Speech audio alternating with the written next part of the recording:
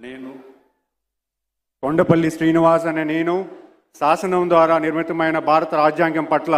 నిజమైన విశ్వాసం విధేయత చూపుతానని, భారతదేశ సార్వభౌమాధికారాన్ని సమగ్రతను కాపాడుతానని, ఆంధ్రప్రదేశ్ రాష్ట్ర మంత్రిగా నా కర్తవ్యాలను శ్రద్ధతో అంతఃకరణ సిద్ధతో నిర్వహిస్తానని, భయం కానీ పక్షపాతం కానీ రాగద్వేషాలు కానీ లేకుండా రాజ్యాంగాన్ని శాసనాలను అనుసరించి ప్రజలందరికీ న్యాయం చేకూరుస్తానని దైవ సాక్షిగా ప్రమాణం చేస్తున్నాను. నేను కొండపల్లి శ్రీనివాస్ అనే నేను ఆంధ్రప్రదేశ్ రాష్ట్ర మంత్రిగా నా పరిశీలనకు వచ్చిన లేదా నాకు తెలియవచ్చిన ఏ విషయాన్ని నా